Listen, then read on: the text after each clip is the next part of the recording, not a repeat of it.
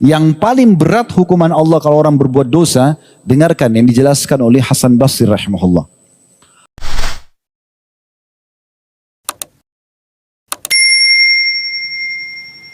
Pelanggaran kalau terjadi pada diri seseorang itu akan menyesakkan dada, membuat hidup ini penuh dengan keprihatinan, kekhawatiran.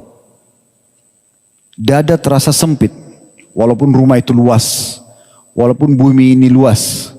Bagi pelaku pelanggaran atau maksiat, sempit sekali. Mobil yang mewah bisa berubah menjadi sesuatu kendaraan yang membuat sumpek. Rumah yang luas juga sama. Pasangan hidup mungkin yang sudah sempurna secara fisik juga tidak akan bisa mengobati. Kemaksiatan atau pelanggaran itu hanya akan mendatangkan bencana dan kesusahan hidup. Setiap kali ada teriakan yang mungkin menyinggung dosa yang pernah kita lakukan, misalnya pernah membuat manipulasi data di kantor, pernah melakukan perzinahan, pernah mengganggu orang lain, atau membunuh, atau apa saja. Setiap kali kita dengarkan ucapan kata itu, maka kita sendiri merasa seakan-akan kita yang sedang diserang. Itulah yang Allah subhanahu wa ta'ala sebutkan tentang orang-orang munafik. Yahsabuna kulla sayhatin alaihim. Mereka selalu mengira setiap teriakan-teriakan yang sampai ke kuping mereka itu terarah pada mereka, padahal sebenarnya bukan. Begitulah keadaan orang yang bermaksiat. Coba bandingkan dengan orang-orang yang tidak melakukan pelanggaran. Dadanya lapang, hidupnya tenang, pikirannya itu luas. Walaupun dia berada di gubuk yang kecil, walaupun mungkin dia pakai transportasi umum, tapi hidupnya terasa lapang, tenang. Karena tidak ada pelanggaran.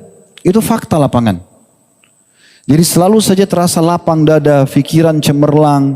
Selalu saja hari demi hari terisikan dengan ketaatan. Lisannya mudah berzikir, lisannya mudah untuk berdoa, tangannya digunakan untuk berzikir atau bersedekah, atau menjamah sesuatu yang Allah halalkan. Telinganya mendengar yang baik, matanya melihat yang baik, kemaluannya menyentuh yang dihalalkan, kakinya melangkah pada tempat yang benar. Dan selalu hidupnya plong. Walaupun dia pakai kendaraan umum tadi saya katakan, walaupun rumahnya gubuk, dia akan rasakan kebahagiaan yang luar biasa. Ini fakta lapangan tentang bahayanya orang kalau berbuat dosa. Efeknya sampai semua semewah apapun fasilitas menjadi sempit, dan itu akibat daripada maksiat. Sementara orang kalau melakukan ketaatan, sesederhana apapun fasilitasnya, maka dia akan rasakan kelapangan. Oleh itu teman-teman sekalian, bahasan kita tentang dosa-dosa besar ini jangan hanya sekedar dijadikan sebagai momentum untuk kumpul sama teman-teman. Oh, di Blok M hari Rabu kita kumpul yuk, habis taklim sekaligus kita makan-makan misalnya. Itu enggak salah. Tetapi jangan hanya sekedar seperti itu, sayang sekali. Ada satu pesan penting di mana Allah Azza wa Jalla memudahkan saya sebagai pemateri dan teman-teman sebagai pendengar untuk datang sama-sama. Saya menyusun materinya, antum mendengarkan, dan kita sama-sama tersentuh secara keimanan agar kita berhati-hati. Ada poin penting teman-teman sekalian. Ini setelah sekian tahun pengalaman saya lalui, banyaknya pertanyaan yang masuk dalam pengajian. Ternyata makna firman Allah subhanahu wa ta'ala, innallaha syadidul iqab. Allah itu sangat berat siksaannya. Perkataan sebagian ulama apa? Hukuman Allah kalau datang kepada pelaku maksiat akan lebih berat daripada dosa yang dia lakukan. Mungkin sekali saja lisannya berbohong, cukup Allah siksa dia dengan sebulan dia sumpek misalnya. Sebulan ribut rumah tangganya. Sebulan anaknya durhaka. Sebulan mungkin tidak naik prestasinya. Sebulan mungkin dia tidak bisa sholat malam. Sekian banyak hal. Padahal dosa yang dilakukan mungkin bagi dia kecil. Begitu luar biasanya hukuman Allah subhanahu wa ta'ala. Tujuan utamanya adalah bukan karena Allah tidak sayang hambanya, tapi agar hamba itu jangan coba-coba dosa itu. Dosa nggak perlu dicoba, pelanggaran nggak perlu dicoba, karena mendatangkan kesempitan dada. Selalu hidup kita tuh penuh dengan keprihatinan, selalu sumpek walaupun fasilitasnya bagus. Coba antum lihat realita di lapangan seperti itu. Maka kenapa kita nggak ambil keputusan teman-teman sekalian, itu di tangan kita masing-masing. Mulai sekarang saya hijrah, saya menjadi orang baik. Selesai. Dan kalau hijrah jangan setengah-setengah. Jadi orang soleh atau soleha sekaligus. Untuk apa setengah-setengah? Kenapa masih hidup ikut di pengajian tapi masih tonton hal yang haram? Kenapa ikut di pengajian tapi masih gosip, masih kupingnya mendengar yang haram. Masih saja membuka antara ibadah dengan ketaatan. Ini akan mengganggu kenikmatan ibadah itu sendiri. Kenapa ada orang tidak maksimal merasakan kenikmatan iman? Karena dia masih membuka keran-keran dosa. Dosa itu ibarat racun. Kalau antum punya segelas susu, tidak usah segelas. Mungkin 1 jek besar susu. Misal seliter, 5 liter susu. Kalau ditetesin 1 tetes racun, rusak susu itu. Ibaratnya, susu ini amal soleh, 1 tetes itu racun, dosa yang antum lakukan kecil. Ini efeknya besar. Kepada kehidupan kita, kepada hubungan kepada Allah, fasilitas yang Allah kasih. Lalu untuk apa dibuka pintunya? Kenapa enggak tinggalkan aja? Tutup kerannya dan sibuk dengan amal soleh. Di situ antum akan rasakan bagaimana kenikmatan iman itu. Itulah yang dikatakan oleh Ibnu Taimiyah rahimahullah pada saat beliau di penjara. Andai saja raja-raja, betulan pada saat itu beliau di penjara, yang memenjarakan kami dan siapapun yang memusuhi ya Islam ini, mengetahui bagaimana kenikmatan iman dalam hati, maka mereka akan cemburu dan mereka akan membelah dada kami untuk mengambil kenikmatan tersebut. Karena memang kenikmatannya luar biasa. Poin yang lain, habis ini kita masuk pertanyaan. Teman-teman sekalian, kalau ada yang mengatakan begini, Ustaz, saya sudah lama buat dosa, tapi saya tidak melihat ada hukuman Allah.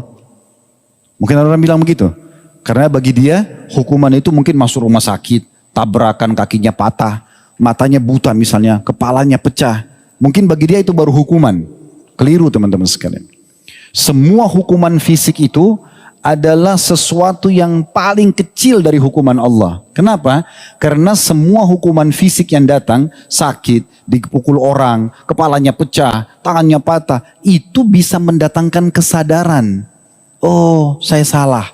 Nah, dia bisa kembali kepada Allah. Itu hukuman yang paling ringan. Yang paling berat hukuman Allah kalau orang berbuat dosa, dengarkan yang dijelaskan oleh Hasan Basri rahimahullah. Beliau pernah ditanya oleh seseorang berkata begini, wahai imam, Anda selalu bahas tentang dosa dan efeknya. Saya ini bertahun-tahun berbuat dosa, tapi saya tidak pernah rasa hukuman Allah. Orang ini berkata begitu. Kata Hasan Basri, sungguh salah penilaianmu itu. Hukuman Allah sudah sangat besar pada dirimu, cuma kau tidak sadari. Orang itu penasaran. Dia katakan, apa hukuman Allah? Saya tidak rasakan, karena gambaran dia hukuman itu adalah siksaan fisik. Apa kata Hasan Basri rahimahullah? Saya ingin tanya, bukankah selama ini kau bermaksiat, lisanmu tidak pernah berzikir kepada Allah?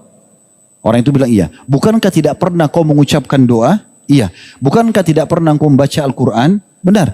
Bukankah kau selama ini terharamkan untuk menjawab azan sholat di masjid? Dia bilang iya. Bukankah selama ini kau tertidur tidak pernah sholat malam? Dia bilang iya. Bukankah selama ini kau jadi tidak pernah silaturahim dengan keluargamu? Kau tidak pernah hadiri majelis ilmu? Kau tidak pernah termotivasi bersedekah? Dia mengatakan iya. Kata Hasan Basri, itulah hukuman yang paling berat dari dosamu. Jadi hukuman yang paling berat teman-teman sekalian dalam maksiat itu adalah terharamkannya seseorang berbuat ketaatan. Kalau hanya sekedar hukuman fisik, kita bisa sadar. Kita bisa sadar, oh ini salah nih. Jadi kita akhirnya meninggalkan kan gitu. Tapi kalau dibuat lalai dari ibadah, ini luar biasa. Kita nggak terfikir untuk hadir majelis ilmu begini. Kita nggak terfikir untuk mendengarin pengajian, untuk sedekah, baca Quran, tidak terfikir. Itu hukuman yang paling berat. Jadi kalau Allah Azza wa Jalla masih memberikan kesempatan teman-teman, tergerak hati antum kayak untuk datang ke sini. Saya pun begitu. Tergerak hati saya untuk melangkah kaki ke Blok M datang. Antum pun seperti itu. Untuk mendengarkan pengajian, untuk menyampaikan pengajian. Dengar azan, terdorong untuk sholat di masjid. Lihat orang miskin tersentuh untuk sedekah. Apa saja kebaikan-kebaikan kita terdorong untuk mengerjakannya. Berarti Allah sedang menginginkan kebaikan buat kita. Makanya Ali radhiyallahu anhu mengatakan dalam statement yang menarik berhubungan dengan masalah ini. Kalau Allah memudahkan istighfar dari lisan seorang hamba, maka pastikan Allah menyayangi dan Allah tidak akan menyiksanya. Fir'aun itu, teman-teman sekalian, apa yang kurang dari dia? Fisiknya sempurna, tinggi, putih, gagah, raja, pasukan perangnya nggak pernah kalah. Setengah dunia dari Afrika itu, seluruh Afrika dikuasai sama dia. Di masa itu. Apa yang kurang dari dia gitu? Tapi waktu Allah utus Nabi Musa dan Nabi Harun alaihimussalam, dia tolak dakwanya. Maka yang Allah jadikan hukuman terberat buat dia nggak bisa terima dakwah ini. Selalu penolakan, berusaha membunuh Musa alaihissalam karena memang Allah ingin mencelakakan dia. Nabi Muhammad SAW selalu mengucapkan, Ya muqallibal qulub, tsabbit qalbi ala dinik. Ya Allah yang membolak-balikkan hati manusia, kokohkan hatiku dalam ketaatan kepadamu. Dalam riwayat lain, sarrif qalbi ala ta'atik. Alihkan hatiku kepada ketaatan kepadamu. Sering beliau ucapkan ini. Kata Ummu Mukminin Aisyah radhiyallahu anha, ya Rasulullah, kenapa anda sering ucapkan doa ini? Siapa anda? Kok kayak orang masih takut hatinya teralihkan dari ketaatan kepada Allah? Apa kata Nabi SAW? Sosok Nabi, manusia yang paling mulia, pemimpin anak Adam. Gitu kan? SAW beliau mengatakan, wahai Aisyah, sesungguhnya hati manusia berada di jari jemari sang pencipta Allah. Allah bolak-balikkan kapan dia mau. Artinya, kapan saya lalai sedikit ini, Allah balik hati saya jadi tidak mau ibadah, habislah ceritanya. Bahkan predikat kenabian bisa ditarik. Apa saja bisa Allah tarik. Oleh karena itu teman-teman sekalian, hati-hati. Dalam poin ini penting sekali. Ya. Setiap dengar ilmu seperti ini teman-teman, masuk, renungi baik-baik dengan pikiran. Renungi dengan hati. Masukkan telinga kanan, masukkan dalam hati. Jadikan sebagai pegangan hidup. Karena kami hanya bisa bicara seperti ini. Gak mungkin setiap hari saya datang ke rumah antum, cek satu persatu jemaah, sudah sholat belum, jangan lakukan maksiat, itu tidak mungkin. Tapi harus kita cerdas dalam memahami masalah seperti ini. Ini poin penting ya dalam pembukaan kita. Oleh karena itu teman-teman, kalau Allah masih berikan kesempatan kita taat kepadanya, berarti itu sebuah nikmat yang luar biasa.